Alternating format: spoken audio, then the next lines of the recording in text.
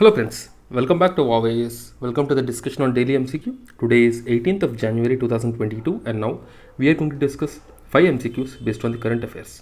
तो चलिए शुरू करते हैं. But before we begin, a small information guys. The discussion document will be available in our Telegram channel. The Telegram channel details are there in the description. You can just go and download it from there at free of cost. Okay? Or if you want, you can just type VOWIAS and Telegram channel. There are over 12,000 members in the group. You can go there and download it. Okay, now let's quickly begin.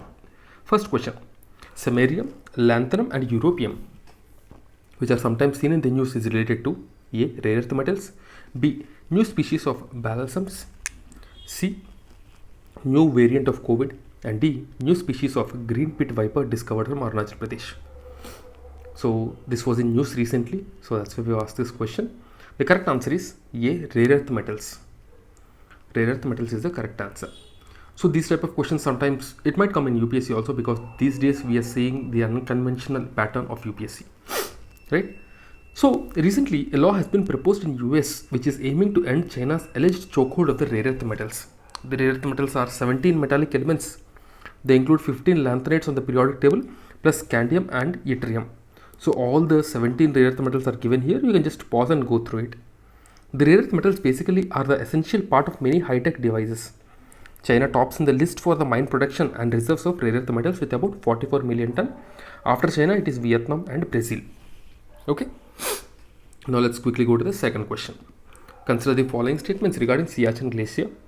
First one, it lies immediately south of the Great Drainage Divide that separates the Eurasian plate from the Indian subcontinent. Second one, it is the second longest glacier in the world's non-polar areas. We have to choose the correct statement, and the correct answer option is C, both 1 and 2. Both 1 and 2 is the correct answer. Recently, Army Chief General M.M. Narawane said that India is not averse to the demilitarization of the Siachen Glacier, on the condition that Pakistan should accept the actual ground position line dividing two countries. Actual ground position line basically is the line on the Siachen Glacier which divides India and Pakistan. Okay, this is the actual ground position line. So the Siachen Glacier is located in the eastern Karakoram range in the Himalayas, remember this, and this Siachen is just northeast of the point NJ9842, where the LOC between India and Pakistan ends. What is point NJ9842? The point NJ9842 is the last point where the LOC, the line of control, ends. So Siachen Glacier is the second longest glacier in the world's non-polar areas. The Siachen Glacier lies immediately south of the Great Drainage Divide that separates Eurasian from the Indian subcontinent in the extensively glaciated portion of the Karakoram, sometimes called as the third pole. The Siachen Glacier is part of the Ladakh, which has now been converted into Union territory. The Siachen Glacier is the world's highest battlefield because, as you know, in 1986 there was a war between India and Pakistan in the Siachen Glacier. Now let's look at the third question. Consider the following statements regarding Purple Revolution. First one, it aims to support aromatic crop-based agroeconomy under the Aroma Mission launched by Environmental Ministry. Second one, the main ingredient of Purple Revolution is the lavender. Which of the following are correct statements? A 1 only, B 2 only, C both 1 and 2, and D neither 1 nor 2. The correct option is B 2 only. B 2 only is the correct answer. So because the first statement said it aims to support aromatic crop-based agroeconomy under the Aroma Mission launched by Environmental Ministry. But generally, if something is related to agriculture, then why will Environmental Ministry launch that? Right. So that is the first question that should come to our mind. Recently, Union Minister Mr. Jitendra Singh, he has said that the Purple Revolution is Jammu and Kashmir's contribution to Startup India. And this Aroma Mission, actually, if you see, this is launched by Science and Technology. Generally, we will think it will be launched by Agriculture Ministry, but no, here it is launched by Science and Technology Ministry. And this is to boost the cultivation of plants for essential oils which have aromatic medicinal properties. That is the concept that we need to know. So Aroma Mission is by Science and Technology Ministry. Okay, so here I have given some more extra information. You can just go through it. But just remember that the Purple Revolution basically is launched by the Ministry of Science and Technology to support the aromatic crop-based agroeconomy under the Aroma Mission. Okay. So now let's look at the next question, the fourth question. Consider the following statements. First one, the Indian Constitution empowers the Supreme Court and High Court to issue writs to enforce the fundamental rights conferred by Part 3 of the Indian Constitution under Article 32 and 226. only the Chief Justice CJI via Article 32 has the authority to authorize any other court to issue writs. Which of the following is correct statement? A 1 only, B 2 only, C both 1 and 2, and D neither 1 nor 2. The first statement says the Constitution empowers Supreme Court and High Court to issue writs, which is guaranteed by the fundamental rights, which is there in Part 3 of the Constitution under Article 32 and 226, right? Under Article 32, one can go to Supreme Court directly, and Article 226, the High Court also gets the writ power. So the first statement is right, but second statement says that only the Chief Justice of India has the authority to authorize any other courts to issue writs. This is a wrong statement. This is a wrong statement, because if you see generally, the issue of writs can be done only by High Court or Supreme Court according to Article 32 and 226. The Chief Justice of India do not have any extra power regarding that. Okay, so that's why A1 only is the correct answer.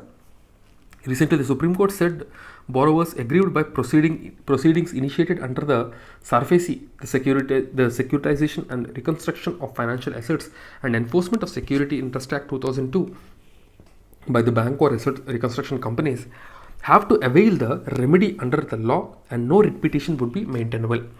A writ is a command issued by court to another person or authority requiring the person or authority to act or refrain from acting in a specific manner. Thus, writs are critical component of the court's judicial power. Okay. So, as we know, the Article 32 and 226 empower the Supreme Court and High Court with regarding to the issue of writs. The power to issue writs is primarily a provision designated to ensure that every citizen has the right to access to the constitutional remedies and ensure that their fundamental rights are not breached. Okay. So, if you see, the Parliament has the authority to authorize any other court to issue writs and not the Chief Justice. Under Article 32, Parliament can do that, but not the Chief Justice. Okay. So, that is the reason the second statement is wrong. So, currently, if you see the scenario, no such provision has been made by the Parliament. So, only Supreme Court and High Court can issue writs. That is the thing. Before 1950, only the High Court of Calcutta, Bombay and Madras, they could issue writs. But Article 226 actually now allows all the High Courts to issue writs. Okay, so this is all the information that we need to know. Now let's look at the fifth question in the context of India. Which of the following principles are implied institutionally in the parliamentary government? First one, members of the cabinet are members of the parliament. Second one, ministers hold the office till they enjoy confidence in the parliament. Third one, the cabinet is headed by the head of the state. You have to choose the correct option, A1 and 2, B3, C2 and 3, and D 1, 2 and 3. So if you see, it's a previous year CSE question asked in 2013. The correct option is A1 and 2. Members of the cabinet are members of the parliament. This is right. Because without being a member of the parliament, one cannot be the cabinet member. And second statement says, ministers hold the office till they enjoy the confidence of the parliament. Right. If you see, this is also right. Because ministers, they hold the office only when they have the confidence of the parliament. And third one, the cabinet is headed by the head of the state. This is wrong, because cabinet is headed by the prime minister. But in case of, there are two committees, so there are two cabinets which are not headed by the prime minister. So just do comment in the comment box and let me know what are those cabinet committees which are not headed by the prime minister. They're headed by the home minister, in fact. Just comment and let me know. Tomorrow I will discuss that. Okay. So yeah, the same explanation I've just given here, just go through it, pause and go through it. Okay. So that's it, guys.